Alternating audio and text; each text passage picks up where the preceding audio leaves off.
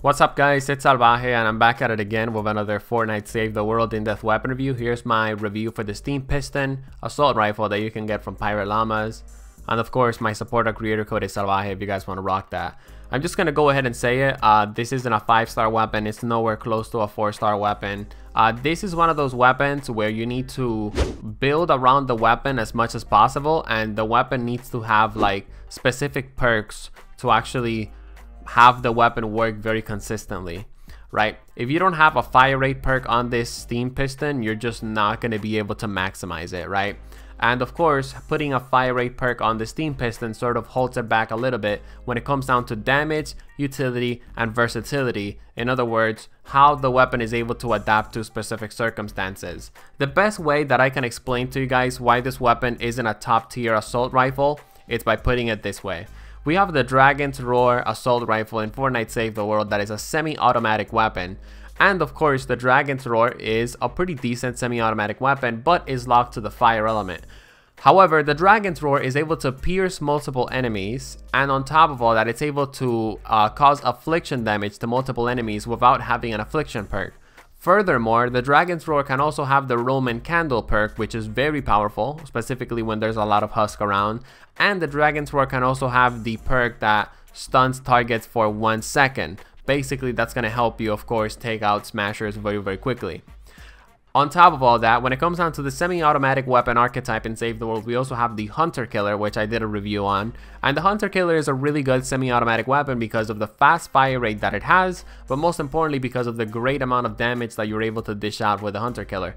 The Steam Piston is just a completely different story. It's able to dish out some good, respectable damage. You're going to be melting basic husk from 0 to 100 real quick. You're going to be doing some decent damage to Husky Husk, but it shoots so slow that you're just not going to be able to maximize this weapon when it comes down to damage. And when it comes down to getting a lot of value and a lot of utility out of the weapon, there are simply better options out there, like the Hunter Killer, which again, it's a base game weapon.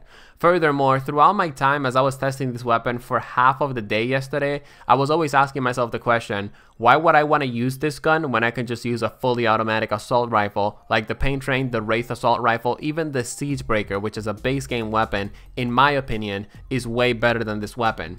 And I don't want it to seem like I'm hating on this weapon and I'm saying that the weapon sucks, because this weapon doesn't really suck. It's actually somewhat viable if you play it from a defensive point of view. If you use this weapon from a range within like a 4 to 5 tile range and you use it on a defensive type mode like retrieve the data as a secondary assault rifle, you should be able to have a lot of success with it. This is a weapon that isn't extremely bad, I guess you could say, but it's also a weapon that I would never really see myself running. And of course, when it comes down to my Save the World weapon reviews, I tell it to you guys how it is, alright, not how it could be.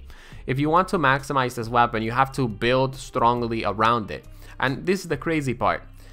I actually built around this weapon a lot. I had double critical rating, 2 critical rating perks on it. One of them was on legendary, and I also had tactical assault sledgehammer, which specializes at dishing out a lot of critical damage when it comes down to assault rifles. And the weapon just was still, useless. Again, the slow rate of fire just really held it back.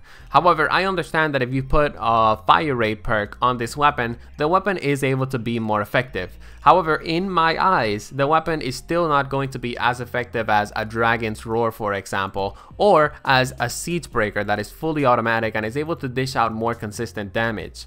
At the lower levels of play, and for a Fortnite Save the World casual who doesn't really play Save the World as much, this weapon might seem really good on paper. But as someone that actually has a ton of experience in the Save the World endgame, as someone that actually understands how great your primary source of damage has to be in level 118 missions and level 100 missions, this weapon just isn't really good enough, guys.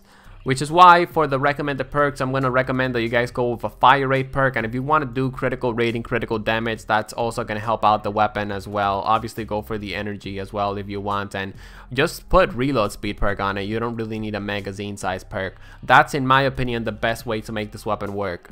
With all of that though in the table, you still have to get fire rate all the way up to legendary, and if you want to get some pretty decent damage from this weapon, you're gonna have to put other perks and legendaries. And as you guys know, You know, my motto is, if you need to have full legendary perks on a weapon for the weapon to actually be very consistent, then that weapon is not good enough. A perfect example of this is the Wraith Assault Rifle. The Wraith Assault Rifle without full legendary perks is amazing. A perfect example of this is the brand new pistol that you get at the end of the Yard quest line. Even though it's an extreme example, I tested the pistol yesterday. I'll bring my review of that tomorrow, by the way. But yeah, I tested that pistol yesterday with no legendary perks, just blue and green perks, and that pistol sometimes hit for 1 million damage. Look, it's an extreme example, but the point that I'm trying to make is the payoff that you get for using this weapon just isn't good enough to actually run it as a primary, and in my opinion even secondary source of damage. And the reason for that is, and the last reason why I think this weapon just isn't really good enough, it's because you can always just run the steampunk sniper rifle, which is able to do basically the exact same job that this weapon is supposed to do, but just 10 times better. I know this review might seem a little bit dragged out, but you know, I got a lot of feedback on my Sir Lancelot review, and people just didn't want me to say, this weapon sucks, don't get it, don't spend your schematic XP on it. So I was like, alright, fuck it. In this video, I'm just going to give out massive amounts of reason why the weapon is inconsistent. When it comes down to the star rating, I'm going to give the weapon a 3 out of 5 stars. It's just a reliable weapon. If you don't really have a dragon thrower, if you don't have a hunter killer, if you don't have a secondary source of damage, you know, that you want to be, you know, that you want to pack an extra punch, the weapon is pretty usable if you are able to have a really good loadout on it. If you don't have a good loadout for this weapon though, and you don't have the weapon perked up correctly, in my opinion, it's a 2 out of 5 stars. But I'm feeling nice today, okay? So I'm gonna give the weapon a 3 out of 5 stars because I did have fun testing this weapon. Despite the fact that you guys only see one gameplay, as you guys know, I test out the weapon with multiple modes, multiple heroes. Check out my review criteria in the description below. Check out my Corsair weapon review, which I'll be linking at the end of this video right now, and I'll be seeing you guys on my next weapon review. Peace out.